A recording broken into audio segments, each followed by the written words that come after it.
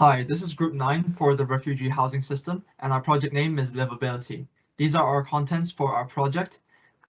We have been tasked to design 10 houses which will be housing refugees from bushfires in Australia.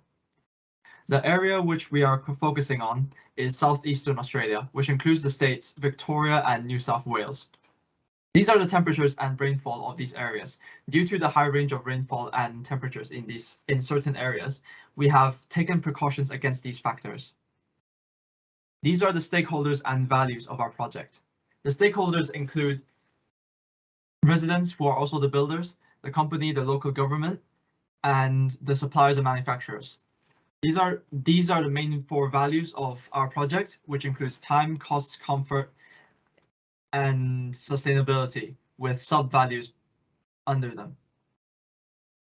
This is the project lifecycle, and our needs are constraints throughout these phases.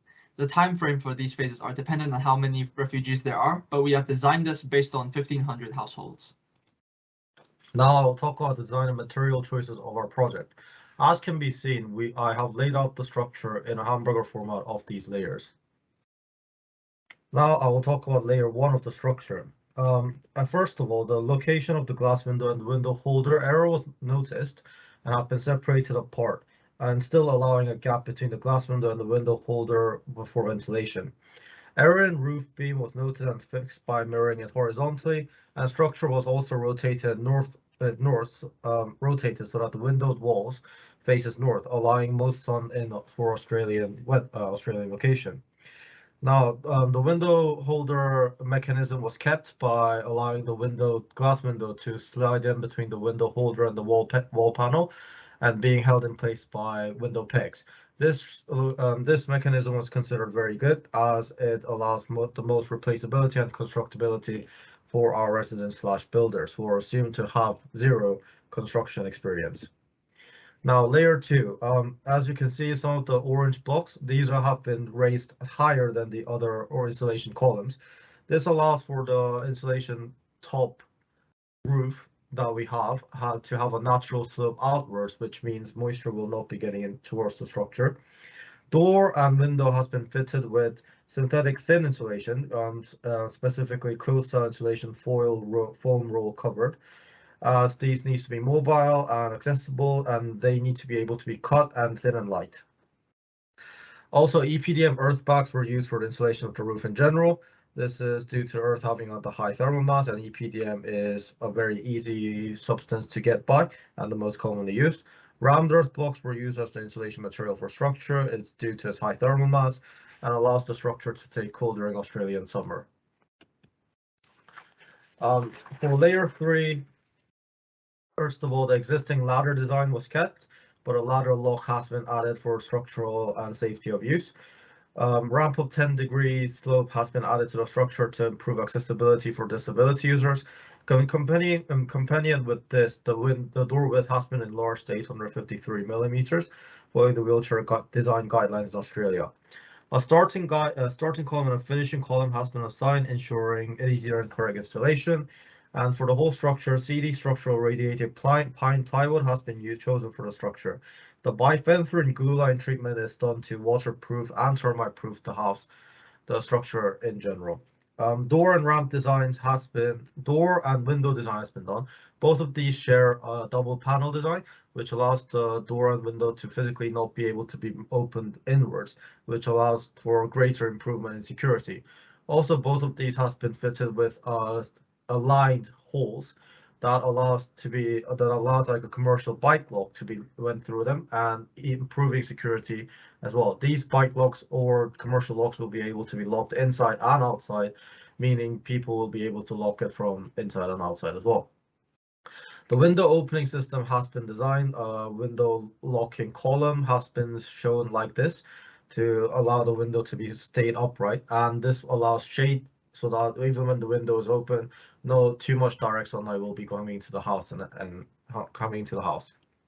No screw on hinge design has been made to allow constructability to the max, and at the end of the day, no screws will be required for this structure in general. A few important mentions are the doorknob has been designed.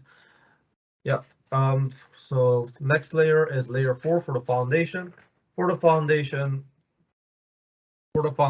we have noticed several errors. Error in floor beam was identified and fixed. As shown, also a missing set of connectors and wedge was added, and errors in edge location was identified and fixed. Also, for the landscape fabric is laid on top of the plastic grid to reduce spillage of gravel and heavy rainflow conditions. A plastic grid filled with gravel is used as the main component. And before structure building ever begins, the road roller will be used to compact the ground in general by the company. Finally, also the north flagpole has been added so that ease of constructability for the builders is ensured in general. These are the construction sequences that we have for the structure. It has been laid out in a Lego style format for ease of reading, and color coding has been done. These color coding are expected to have small tags on the actual members we give them so that it can be followed accordingly. This is the second page of the construction sequence. Now we'll watch a small video regarding our construction sequence.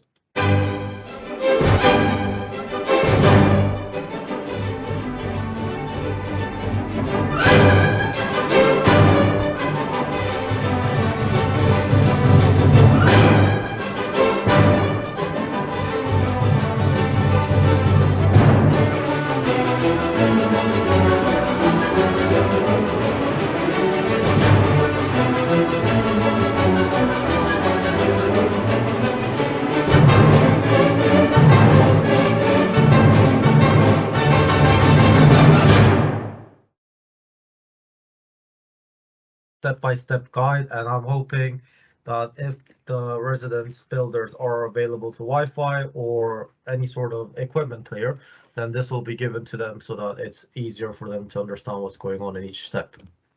These are the costs in embodied carbon that we have calculated for the project. So as you can see, the maximum embodied carbon is 18,000 kilograms, and the minimum is 13,000 kilograms of CO2. The maximum cost is 22,000 US dollars. Australian dollars, while the minimum is about 20,000.